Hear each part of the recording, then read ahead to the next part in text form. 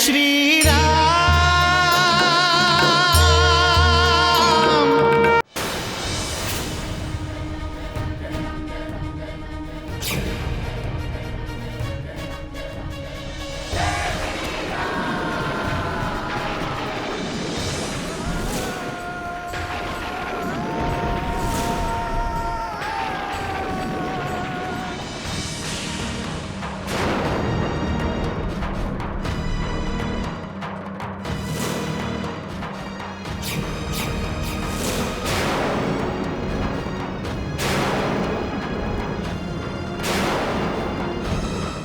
त्राहिमाम, त्राहिमाम।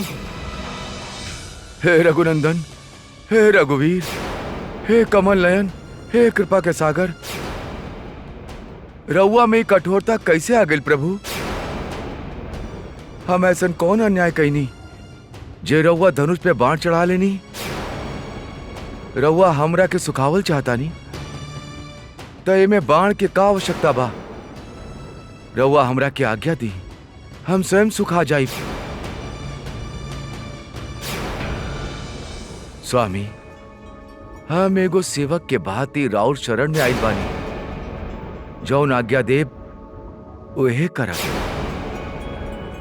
शरण में आइल बानी, शरण दीही। यदि दंड देल चाहता नहीं तो दंड दीही। राम शरणागत से कबो मुंह ना मोड़ेला। हम राउर वचन से संतुष्ट बानी। हमनी के सागर पार करके लंका पहुंचे के बा। रउआ हमनी के वो उपाय बताई जैसे हमनी के सेना उपार जा सके। उपाय बहुत सरल बा प्रभु। पहले हमारी अमोघ बाण के लक्ष्य बताई, काहे कि बाण निष्फल ना जा सकेला। प्रभु, पश्चिम में एगो मरु नामक दैत्य बा जौन हमार जल में रहे वाला सब जीव के मार के खा जाला। ब्राह्मण और गाय सबके भी पीड़ित करेला। रउआ अपने बाण से वो दैत्य के वध कर दीही ताकि तीनों लोग पे उपकार होके।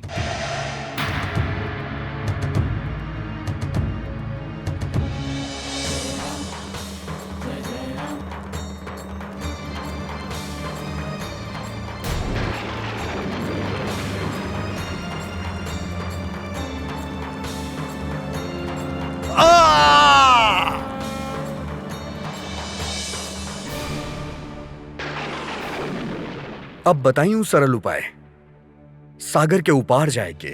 प्रभु, राउर सेना में नल और नील नाम के दो गो बानर बाड़े जौन विश्वकर्मा के शिष्य रह चुकल बाड़े। उनका एगो ऋषि से वर प्राप्त बा कि राउर आशीर्वाद से उनका द्वारा डालल गईल पत्थर जल में तैरे लागी। अतः नल और नील द्वारा सुबेल पर्वत तक सेतु बनवाली ही। अब हमरा के आज्ञा दी, शिव शंकर रउआ के विजयी बनावे।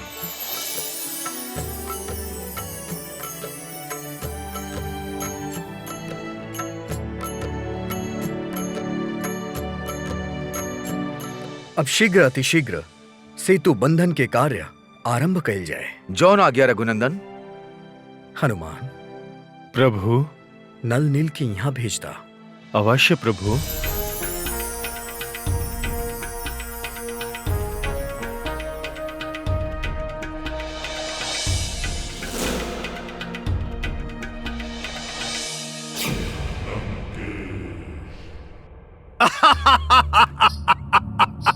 सुनला तू लोग, ये हमार गुप्तचर का कह रहल बा?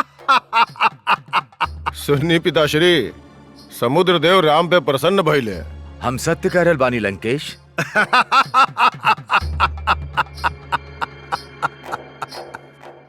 गुप्तचर द्वारा लावल समाचार पर रउआ इतना हंस काहे रहल बानी? राम के कुटिलता पर हंस रहल बानी महारानी। कुटिलता? हाँ पुत्र, राम कुटिल हा और मायावी भी। जब ओकरा समुद्र से मार्ग ना मिलत रहे तब उस समुद्र देव के प्रसन्न करे खातिर नाटक कैलस। और फिर अपन माया के सहारे सबके भ्रमित कर देलस। किंतु वो अपने सेना के भ्रमित काहे करी हैं? ताकि ओकर सेना में समुद्र पर सेतु बनावे के उत्साह जागृत होके और ओकर सेना सेतु बनावल आरंभ कर देवे। तब समुद्र पर सेतु बांधे के कार्य शुरू हो जाई। हमार प्रभु असंभव के संभव कर दिखाई है माता। एमे हमार मन में कोनो संदेह नहीं खे सीता। और दुष्ट रावण रघुनंदन के माया भी कहता। हाँ सीता, वो कहता रघुनंदन राम आपन माया से आपन सेना के भ्रमित कैले बाड़े। हमार रघुनंदन तो स्वयं मायापति हवे। समुद्र देव के उनका सामने झुके के ही पड़ी।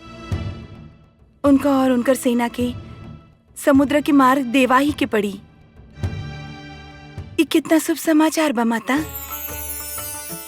अब बस शीघ्र अति शीघ्र समुद्र पर सेतु बंधे के कार्य पूरा हो जाई और फिर लंका पर आक्रमण।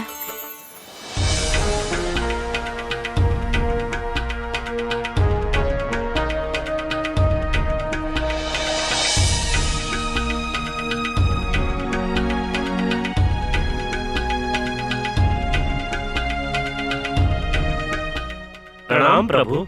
प्रणाम। हमके तो ज्ञात ही ना रहे कि आप विश्वकर्मा के पुत्र हैं और आप कबो एकर कोनो वर्णन ना कईनी। हे रघुनंदन, हमनी के माता पिता के आज्ञा रहे बिना कुछ पूछ ले चाहे कह ले हमनी अपन गुण के वर्णन अपन मुख से ना करी। हमनी के हनुमान जी बतैले रहन प्रभु कि समुद्र पे सेतु बांधे के बा। आप भाई लोग के वर प्राप्त बा कि आप अपन स्पर्श मात्र से ही पत्थर के भी पानी पे तैरा सकेली। हमरा खातिर रउआ वरदान के फलदायक बना दा नलनील। रघुनंदन, रउआ हमनी के आशीर्वाद दी। समस्त वानर दल के सहायता से आज से अपितु अभी से हमनी ये बांध पे कार्य कैल आरंभ कर दे। धन्य बाड़ी उमा जे रउआ जैसन पुत्र रत्न के जन्म देले बाड़ी। जाई नलनील, सेतु बंधन के कार्य शीघ्र अतिशीघ्र आरंभ करवाई। रउआ संरक्षण में सारा कार्य होगी। जौना क्या प्रभु।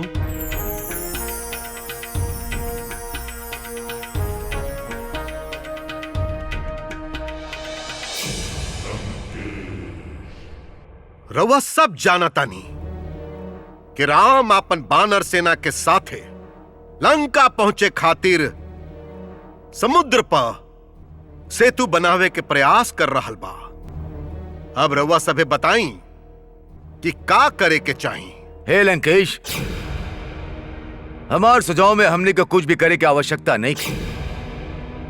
वो तपस्वी राम के साथ जे भी करे कबा स्वयं सागर करी। ना पिताश्री, हमार विचार से अब हमनी के राम के तनिक गंभीरता से लेवे के चाहिए। अर्थात यदि उस सेतु बांधे के प्रयास कर रहल बा तो हमनी के ओकर प्रयास के रोके के चाहिए। त तू का युद्ध प्रारंभ करे के कहत बाड़ा इंद्रजीत? ना पिताश्री, हम तो कहत आने कि सेतु के बनही मत दिहल जाओ। हमरा विश्वास बा कि ये सेतु ना बनी, और अगर बने लागल तो हमने ओकरा के ध्वस्त कर दे। और सेतु के टूटत ही राम के मनोरथ भी ध्वस्त हो जाई। त यही समय हमनी के आपन मायावी सैनिक सबके भेजे के चाहिए। ना पिताश्री, ये समय ना, जब सेतु आधा बन जाए तब। अति उत्तम इंद्रजीत, अति उत्तम।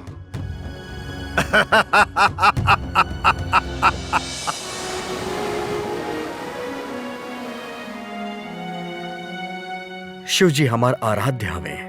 उनकर कृपा होके त संसार के कठिन से कठिन कार्य सरल और सहज हो जाला। हमार अंतःकरण हमके कहले बा कि हमनी जौन यहाँ सेतु बनावे जा रहल बानी ओकर सफलता खातिर हमरा के शिवलिंग स्थापित करके उनकर पूजा करे के चाहिए। जैसन राउर इच्छा रघुनंदन। महाराज सुग्रीव, दूत भेज के कुछ विद्वान ऋषि और पुरोहित लोग के बुलावे के प्रबंध करी। शिवलिंग के स्थापना शाश्वत विधि से ही होके के चाहिए। जौन आज्ञा रघुनंदन। प्रभु, भगवान शिव के कृपा और राउर आशीर्वाद से यह समुद्र पे 100 योजन के पुल बनके तैयार हो गइल बा।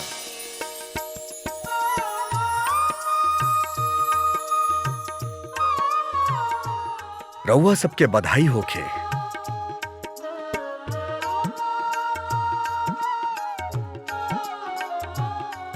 हे इष्ट देव,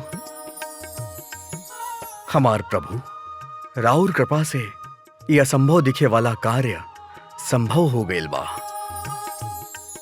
राउर चरण में ई राम के कोटि कोटि प्रणाम।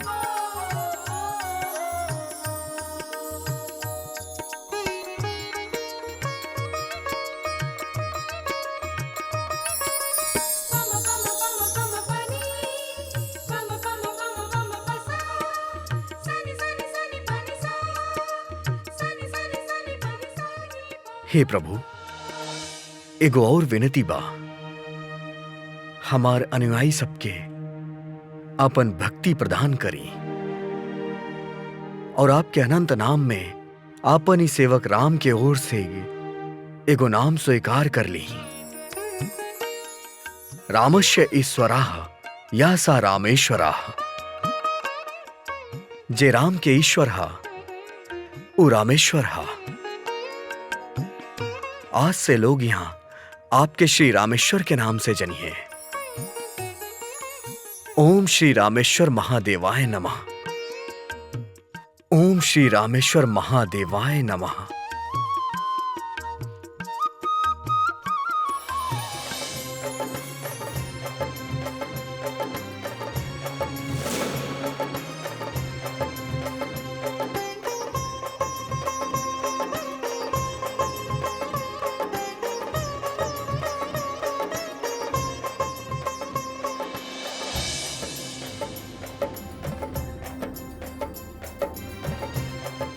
लक्ष्मण, यदि संदेश वाहन होखत तो हम सीता के संदेश भेजती कि आधा सेतु बन गइल बा, अब शीघ्र ही पूरा सेतु बन जाई, फिर हम शीघ्र लंका में प्रवेश करब, तहरा अत्याचारी रावण के बंधन से मुक्त करावे खातिर। ऐसन प्रतीत हो रहल बा कि ई सेतु हमरा में और हमार प्रभु में जौन अंतर हो गइल बा वो अंतर की मिटा रहल बा। प्रभु, शीघ्र अतिशीघ्र आके हमरा के दर्शन दीही। हमनी चाहती तो सेतु बांधे के कार्य शुरू होके से पहले ही ओकरा के रोक सकत रही। ओकरा से सेतु के कार्य तो अवश्य रुक जात, परंतु शत्रु के सेना के उ हानि ना होखी जवन अब होखी। पिताश्री, हम उ लोगन के सेतु बनावे देनी, कहे कि हम लक्ष्य तक पहुंचे के उनकर आशा के दीप के प्रकाश के बढ़ावल चाहत रही। इतना प्रकाश बढ़ावल चाहत रही, इतना प्रकाश बढ़ावल चाहत रही कि शत्रु के अपन लक्ष्य सामने दिखाई देवे। और अब जब आधा सेतु बनला के बाद शत्रु के अपन सफलता पे भरोसा हो गइल बा,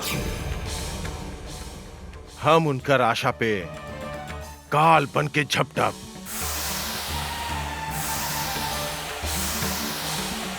प्रकाश देवे वाला दीप के बाती के अपन हाथ से मसल दे,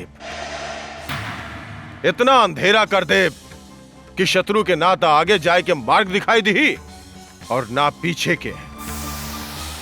अपने बनावल सेतु के नीचे दब के उ सब अपन प्राण त्याग करिए और युद्ध प्रारंभ होके से पहले ही समाप्त हो जाई।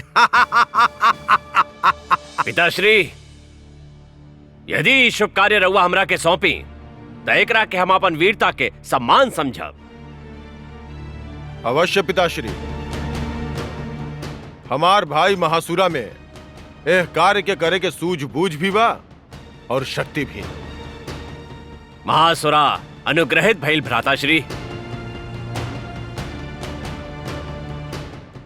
विजयी भव पुत्र महासुरा, विजयी भव।